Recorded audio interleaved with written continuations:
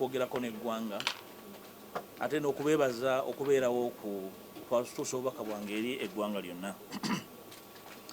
Ekisooka bannayuganda bangi badde balindiridde nga beebuuza kikyenzirako, kikyendowooza, kikyenkola.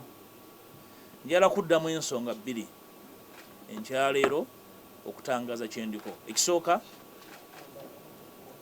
okukakasa bana NUP nti nkyali memba mujjuvu, sinaba kuloota yadde okulowooza okuva mu kibiina kye natandika mu bwagazi ne mu kwewaayo ne mu kwefiisa. Singa nali njagala byangu nandibadde ngenda na biriwo, naye okutandika NUP ne bannange kwali bumalirivu na bwagazi bwakolagana n'abalala okukyusa Uganda. N'olwekyo tewali muntu yenna ajja kungoba mu NUP, tewali agenda kunsindiikiriza. N'abadde bagezaako okunsindiikiriza nti ngende, njala bagamba nti wendi, era ngenda kwetaba mu bbanga eriddako mu mulimu omunene ogw'okukyusa enkola y'ekibiina. Ekibiina kibe nga tekitambula nga bwe twagala okujja mu buyinza, nga kitambulira mu biragiro naye nga kitambulira mu kugoberera amateeka n'emitendera, okuwuliziganya nga waliwo obutakkaanya ku nsonga yonna, okuwabuligana n'okuwangana ekitiibwa. Obanga oli memba, oli mukulembeze, oli full soldier, yenna gwe bawa ddata, gwe bapangisa okunvuma, ojja kunvuma ndi mu kibiina era nja kuddamu nga ndi mu kibiina. N'olwekyo sigenda kuseeseetuka, ndi deputy president w'ekibiina. Ekibiina bwe kiri nakiteekako amaanyi gange, obudde bwange. N'olwekyo omuntu yenna alowooza nti bw'onontyobola nga nva mu kibiina mwendi. Ekyokubiri, okuddamu okutegeeza eggwanga ensonga gye nayisa mu kiwandiiko nti siina musango gwe nazza, era n'abagamba nti nyina omusango gwe nazza tebagunnyonnyola mu mateeka okuggyako okupalapalanya. So kye nategeeza eggwanga nakali kye ntegeeza eggwanga nti buli kyenkola nkimanyi era nkitegeera, ate siri kapere mu kutegeera amateeka. Ekyokusatu, okutegeeza abo bonna be tukkaanya mu Uganda gye twagala okuzimba empya nti nja kubeera nammwe era sijja kukyuka era sikyukanga, naye okujjako okweyongera obumalirivu naddala nga ndaba embeera eyagala okujjawo ey'okusindiikiriza, okunyigiriza n'okutyoboola abantu abakoze byonna kye tusobola okuzimba wetutuuse. Nja kutambula nammwe, si mu NUP mokka, n'ebibiina byonna ne bassekinnoomu abakkiriza mu nkyukakyuka era nga bakkiriza nti Uganda weeri yeetaaga obununuzi obw'amangu. Kineeraliikiriza nti mu kiseera Mamayi Museveni amaze okulangirira obwakabaka bwe, ate ffe abaagala enkyukakyuka tuli mu kulwanira bukunkumuko na bitole bya mmere. Nga Mamayi Museveni amaze okuzzaako akakiiko k'ebyokulonda ke tugamba nti kaakwata mu kalulu akaggwa, ffe ekibiina nga NUP ekisinga obunene mu opposition tuli awo, tuli mu kwemagaza nga zadde ekifudde. Tulina kye tulowoozaako, tulina kye tutegeeza ggwanga, naye tuli mu mbeera ya kinyumu. Ngenda kwetaba ne bannange bwe tuli mu kuvuganya nga nsinzira mu kibiina kyange n'okwagaza ekibiina kyange ddala okwagala enkyukakyuka so si okwagala n'okwenyumiriza mu kinyumu. Tukole ebyo ebisoboka nene munda mu kibiina okulaba nti wabeerawo enkyukakyuka ezinaalambulula enkwata y'ensonga, enkwata y'ensimbi, enkwata y'obukulembeze n'empisa mu kibiina okutwaliza wamu, kubanga kye kimu ku bintu ebyekkekwa mu kibiina kyaffe. Njagala kugumya bannayuganda naddala abawagizi baffe abali ebunaayira. Bannaffe abali ebunaayira batuwagidde nnyo okuva bwe twatandika NUP. Beewaayo nnyo obudde bwabwe, ssente zaabwe ze bafuna mu bugubi okuyimirizaawo emirimu gy'ekibiina. Njala bategeeza nti sigenda kuseeseetuka ku ebyo bye mumanyiiko era bye nkyaliko. Ekyokubiri nti nze ne bannange abalowooza nti tuziŋŋamye okukwatagana okulaba nti tuteekawo enkyukakyuka ez'omuggundu mu mateeka agafuga ebyokulonda, kubenga okwetaba kwamwe mu byobufuzi tekukoma kuteeka biwandiiko ku mitimbagano na kusonda ssente, naye nga musobola okulonda, musobola n'okubaako bye mubuuza mu butongole ne muddibwamu nga bannayuganda ab'obwebange, nga mwe muli n'okuteekawo ennongoosa za musemateeka okulaba nti bannaffe abali e Bulaaya, abali e Bunaayira, abali mu nsi nga babonaabona beetaba mu kukyusa eggwanga lino so si mu bigambo bugambo. Ekisemberayo ddala njagala okukakasa banna NUP nti ndi nammwe wendi era buli nsonga yonna gye tutakkaanyaako tujja gitereeza mu kibiina naye ng'enkola y'ekibiina gye ngenda okutabamu okukyusa.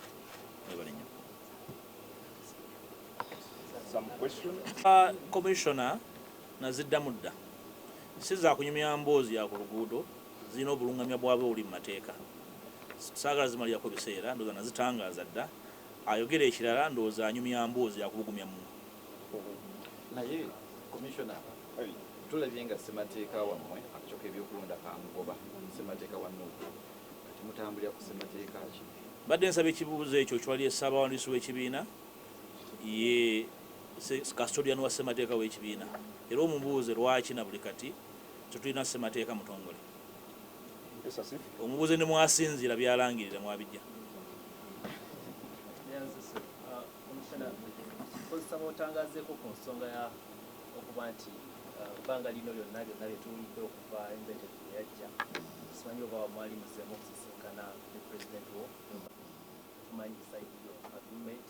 Simanyi lwaki mwaba musisinkana temubuuza oba yali ansinkanyeko, naye sinnaba kumusinkana naye mulengera ku mitimbagano ku nnyimbe press conference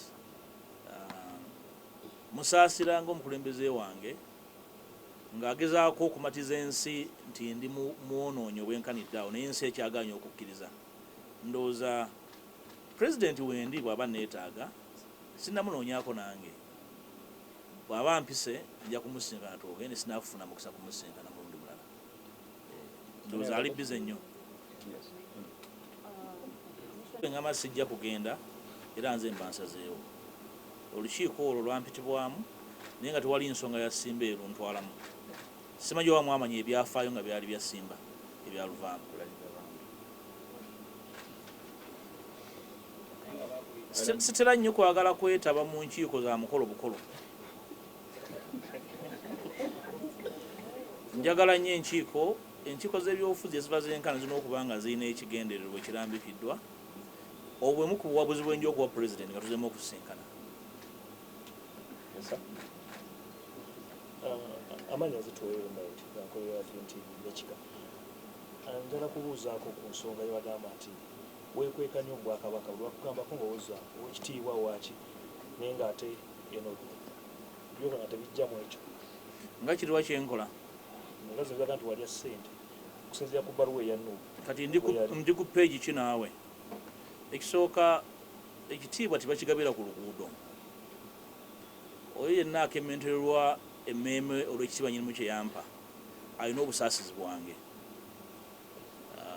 Simanyi wammwe gy'ova olinayo ab'ebitiibwa bameka mu kyalo oba mu famire, naye nange sajjuza foomu. Nnyinimu yasiima, bw'aba asiimye ate yansiima ndi mulenzi muto myaka 21. N'olwekyo ekyo sikyetondera muntu yenna naye kirumya abantu abamu omutwe, simanyi kyabbakolera ate kisobola kukizaayo wannyinimu kuba tewali nsonga lwaki nkizaayo naye nkyenyumirizaamu nnyo kubanga nnyinimu yandera era sisobola mwegaana. Naye tulabye abantu bangi naddala abawagizi bamwe nga bavvoola obwakabaka nga mmwe abakulembeze ba NUP, ensonga eno mugenda gikwata mutya? Ekibuuzo ekyo nze bali kibuuza balala ku rekodi nzo omukulembeze yavaayo okubagambako nga batiibwa buli muntu abatyo bagambako. Sirowooza nti omuntu avuma abantu alina kyatugattako naye era nkimanyiiko nti waliwo abamu mu NUP abamu ku ffe abaagala okuteekawo oluwonko n'institutions ezimu mu bugenderevu naye nga teboogera gwe bakolera. Manyi kigenderere naye situjja kikkiriza kyenjogeddeko ku discipline gye tulina okuzza mu NUP. Yes, Rachel.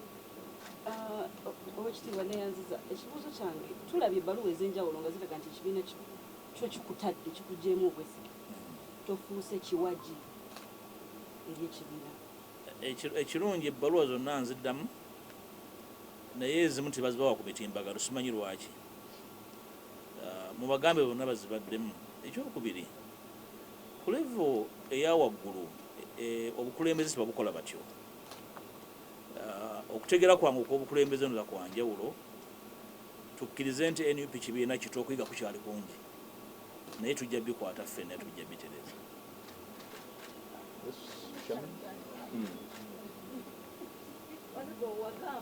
emabega ng'oli Masaka wagamba nti abasiiwuusa empisa mu NUP ojja kubagolola ettumba olwaleero bakyakulemeredde era okugolola abantu ettumba si mukolo tujja bakumanya ku mukolo owamanseeko amazzi wagola ettumba kirimu okusomesa kirimu okujjukiza kirimu okukangavula naye kyonna kitwala obudde kubanga okuzimba ekibiina nga institution eggumidde eyimiridde nga teyimiridde erina emisingi etasimbye mu musenyu kitwala akaseera ndowooza nti tuweebwe obudde mu kaseera kano buli muntu tumulaba waayimiridde ku discipline mu kukola ebituufu mu kugezaako okutyoboola abalala ndowooza byonna tubiwa obudde ne bannayuganda abatufuula kye tuli batulaba bajja kutwawulamu ebiseera nga bitambula kyenjala okuddamu kyenjogedde nti sijja kuva mu NUP naye nja kugibeeramu ng'olwa ettumba abo abalowooza nti bajja gitwalanga ekintu ekyokusaaga. Oweekitiibwa kiki kyoyogera ku bigenda mu maaso nga gwe ssentebe wa NUP mu Buganda amyuka pulezidenti wa NUP mu Buganda mu bigenda mu maaso e Masaka luli twalaba abakulembeze baavayo ne beekuba ng'ekimu ekibinja bagamba nti kyakunga ekirala nga bagamba nti kirimu omukono gwo kiki kyoyogerako ekyo.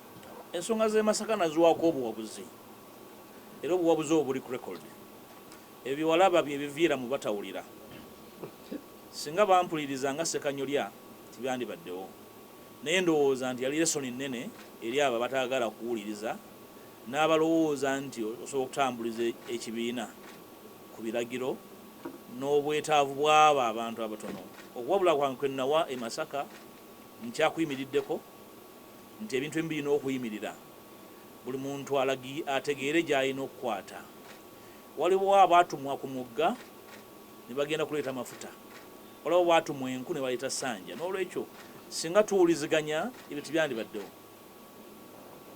Yes, the last two, it's about the collective. If there is good faith in what we do to put to rest the fights, they will rest. But if there are people in there intended to incubating and keeping the fights raging on, they will be there. Goodwill, commitment will put right all of these challenges. I have no doubt in my mind. I don't want to speak about other parties. The issues could have been different. And the actors could have been different. Motivation different. I'm talking about NUP, a party I founded and no better. I believe there's no amount of disagreement that cannot be resolved with commitment and goodwill. Yes, Sam, the last one. Maybe just if that I can just supplement it. One, Otumbuira byonna bigenda amaaso mu NUP. N'emibiri egigenda amaaso mu NUP. It seems the future of NUP is questionable right now. And you being the leaders, what do you intend to focus on? Make sure that you bring up, especially the supporters of NUP who have been there from this party since it was established. One of the big motivations about NUP is that it has a lot of support from young people. And young people are very flexible. Learning is easy at a young age.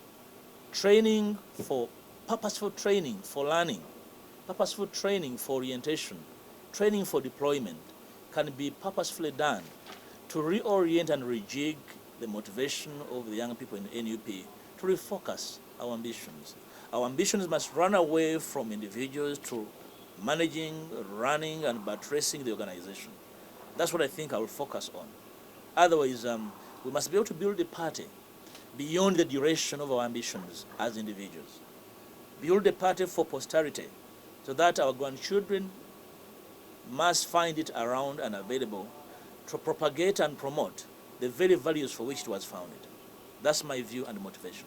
It's not an event, it's a long haul and must be commitment to go the long haul. Give me a chance to ask his question. Thank you so much.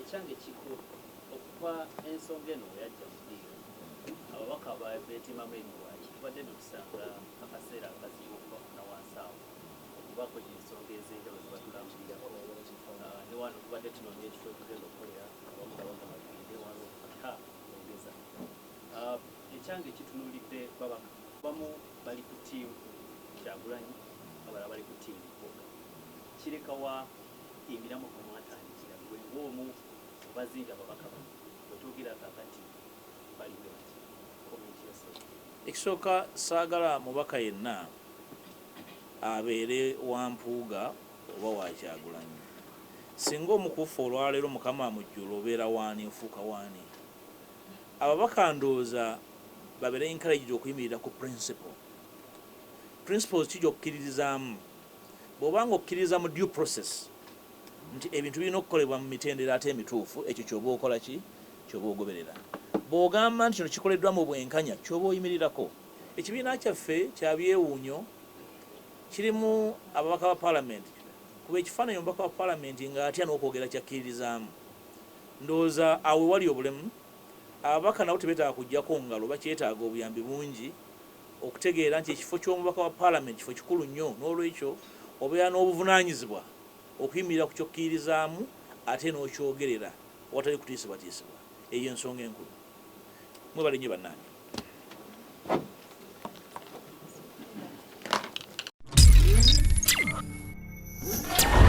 NFIC Media.